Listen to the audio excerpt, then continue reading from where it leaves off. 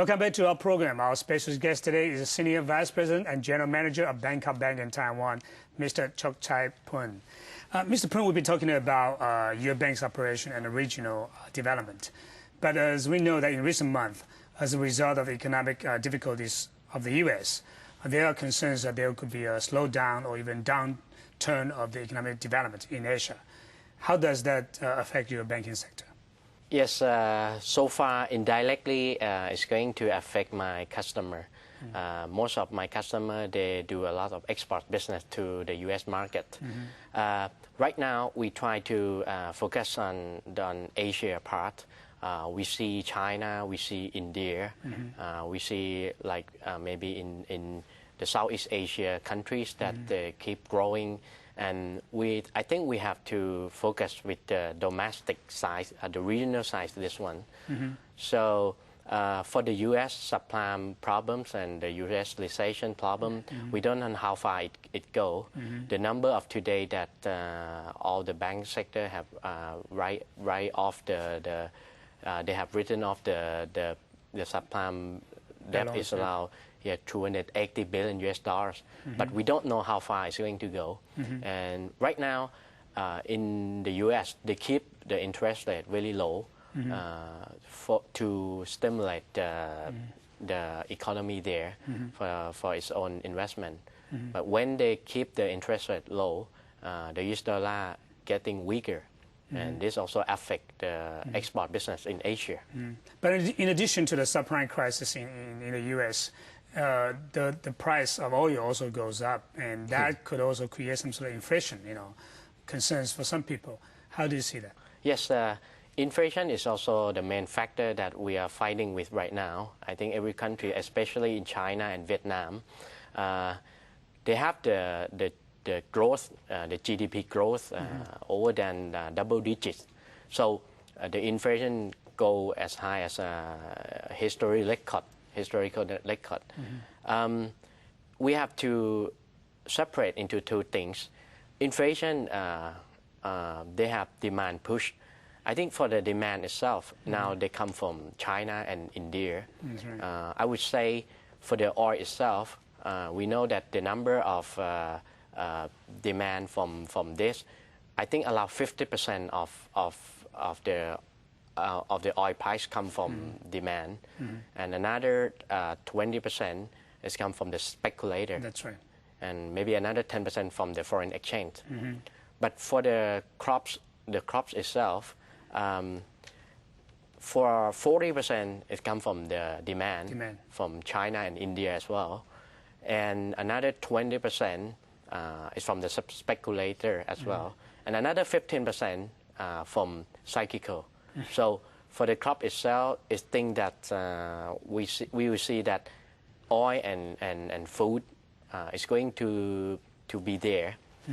It's very, very, very hard to get down easily. So I think inflation is the thing that every nation have to fight with, and we will see that for the low and medium income people, we're getting a tough time. There's always a nightmare haunting a lot of Asian people. That is the Asian financial crisis in 1997. And some people said in Korea, for instance, that kind of crisis could come again. Do you think that it's that kind of pessimistic? I would say right now we have to look into China as a main countries. For the past, for Korea, for Thailand, for Indonesia, we have a very, very bad version about the bubble sector. We put a lot of money, we put a lot of resource into those unrealistic sector. Let's say like in hotel, in service, in financial field, in golf course, that kind of thing. But for China, right now they are growing, but from time to time they also implement those policy to control the economy. That's right. They are afraid about the overheat economy. So that's why they come up with a lot of things that now affect the Taiwanese people in China. But as you mentioned that China has been doing this kind of macro-management, trying to control the overheated economy. Do you think so far it's successful? I would say better than what we expect because of, in fact, for China, they are big and right now they control, they can control everything. When we look at them, they are growing, but they're growing with the thing that they control. For example, let's say like now a lot of foreign people come to China to invest.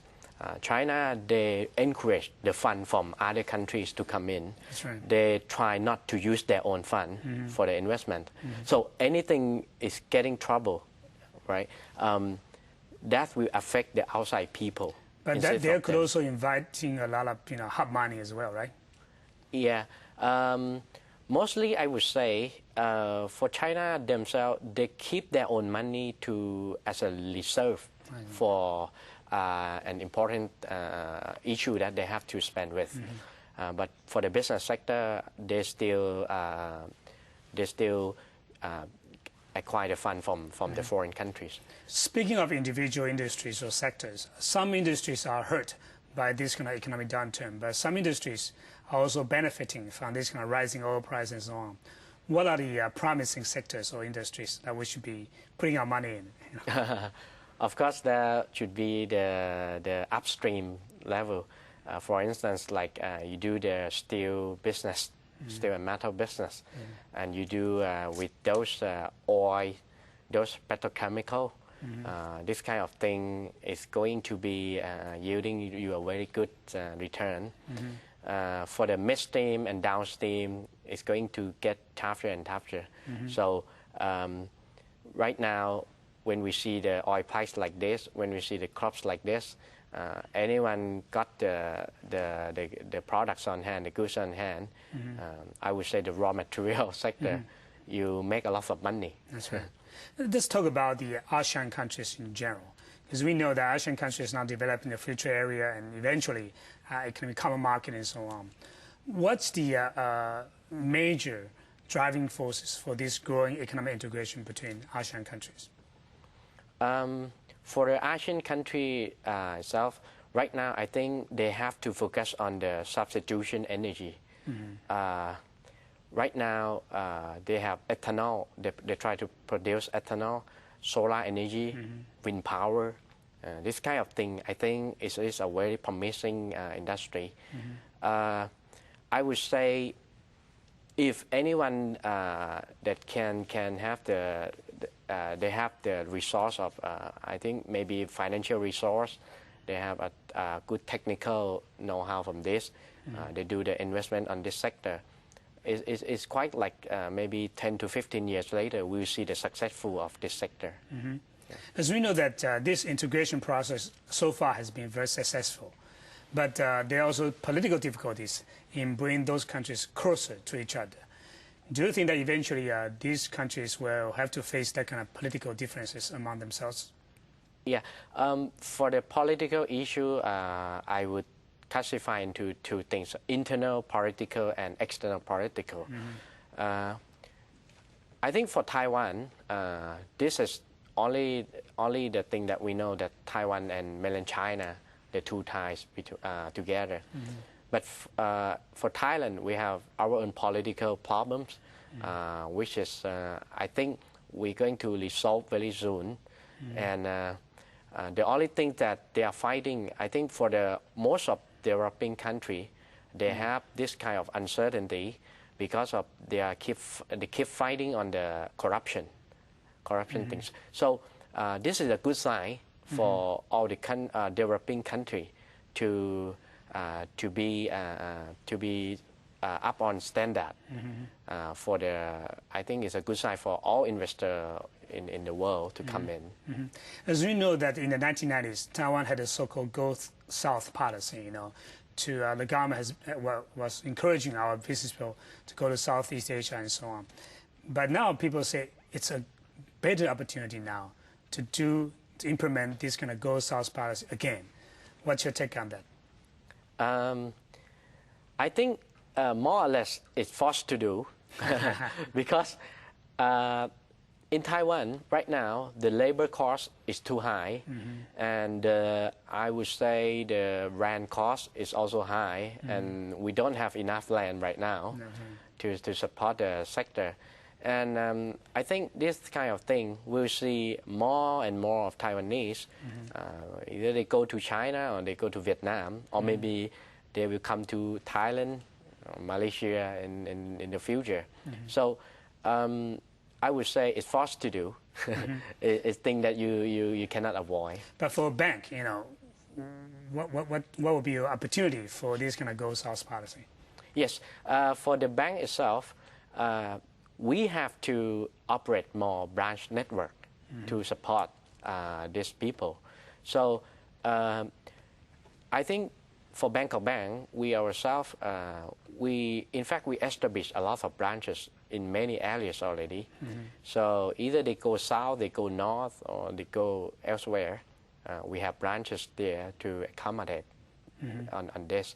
So I think we will see a lot of big banks to go.